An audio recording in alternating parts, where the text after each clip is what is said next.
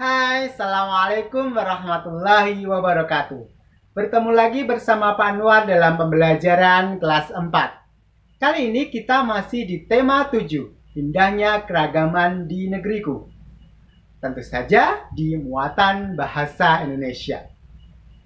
Kemarin kita sudah mempelajari bagaimana menyajikan informasi dari teks non-fiksi dalam bentuk ringkasan.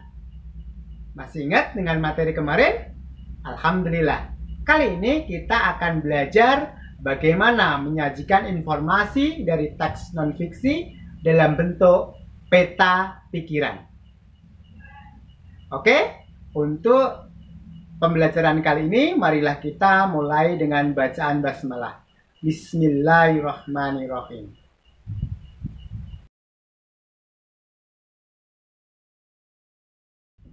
Oke, marilah kita mulai pembelajaran kali ini.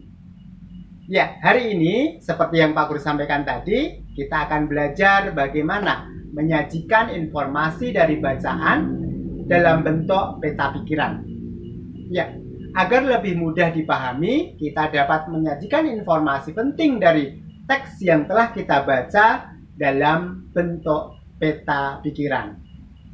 Tentu saja, dengan bentuk peta pikiran, orang akan lebih tertarik untuk membacanya. Karena dengan bentuk peta pikiran kita bisa berkreasi dengan warna dan gambar.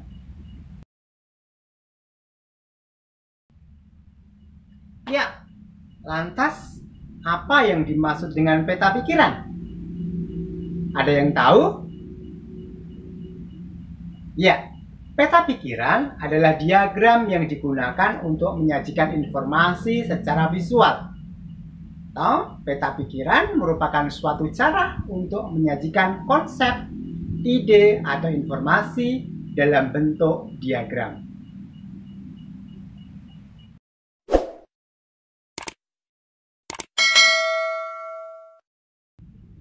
Oke, seperti yang Pak Guru katakan tadi bahwa peta pikiran adalah penyajian informasi dalam bentuk diagram. Dan itu akan lebih mudah dipahami oleh pembaca. Karena apa? Karena satu lebih menarik. Dengan bantuan garis dan gambar, orang akan lebih tertarik ketika membaca suatu informasi. Lantas, bagaimana cara membuat peta pikiran? Ada yang tahu? Ya, Pak Guru yakin kalian pernah mempraktikkan membuat peta pikiran karena di tema-tema sebelumnya kalian sudah belajar bagaimana cara membuat peta pikiran. Mari kita belajar lagi bagaimana cara membuat peta pikiran. Yang pertama, tentukan tema bacaan. Bisa ditulis di tengah, bisa disertai dengan gambar. Buat daftar pertanyaan berdasarkan bacaan.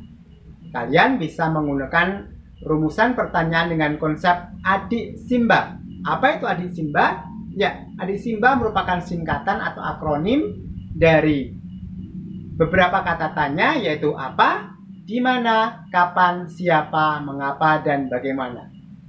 Oke, kalian bisa membuat pertanyaan dengan kata tanya adik Simba. Oke, dari pertanyaan-pertanyaan tadi, dari tema yang ada, kita tadi sudah menentukan tema, akan muncul topik-topik baru yang berasal dari jawaban pertanyaan sebagai informasi penting.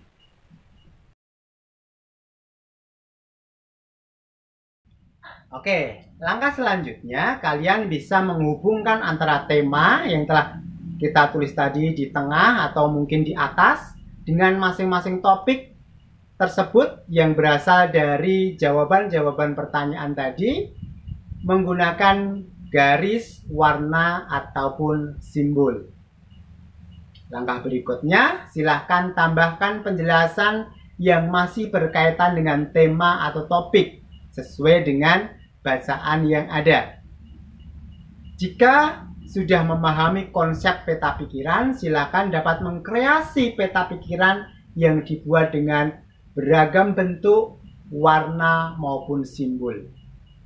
Tapi perlu diingat, hasil kreasi tidak boleh membingungkan, harus tetap mudah dibaca dan dipahami.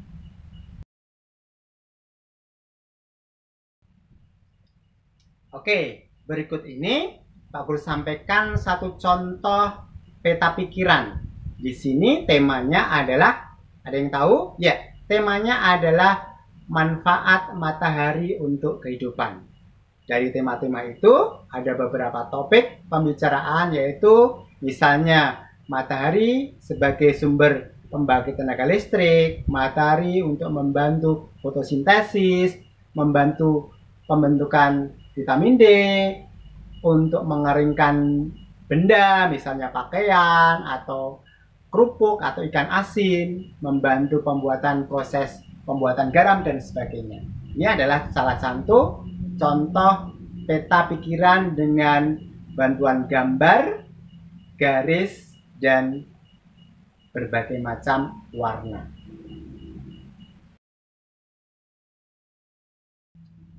Oke, berikut ini contoh peta pikiran yang cukup sederhana tapi menarik karena ada beberapa unsur warna. Peta pikiran ini Pak Guru ambil dari buku kalian 4G, tema 7, halaman 39. Yaitu dari bacaan suku Kajang. Pak Guru membuat ini berdasarkan beberapa pertanyaan yang Pak Guru buat dari bacaan yang ada. Misalnya, sebagai contoh, di mana suku Kajang tinggal? Bagaimana pakaian suku Kajang? Bagaimana bentuk bangunan rumah suku Kajang? Dan lain sebagainya. Dari pertanyaan-pertanyaan itu bisa kita buatkan diagram atau peta pikiran seperti yang kalian lihat.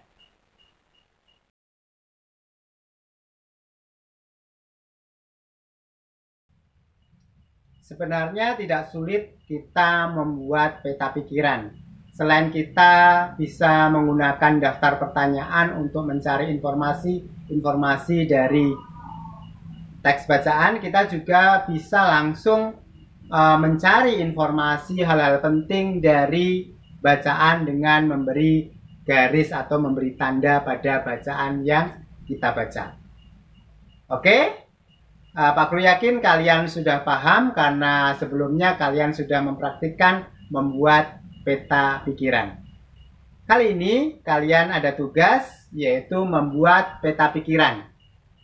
Buatlah peta pikiran berdasarkan bacaan buku 4G halaman 60-61 yang berjudul Keindahan Pakaian Adat Nusa Tenggara Barat. Buatlah peta pikiran semenarik mungkin dengan gambar dan warna yang menarik.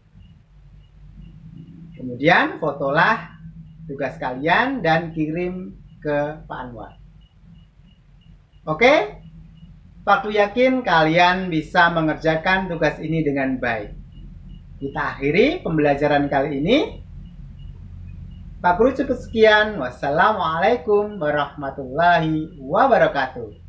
Selamat mengerjakan tugas. Sukses!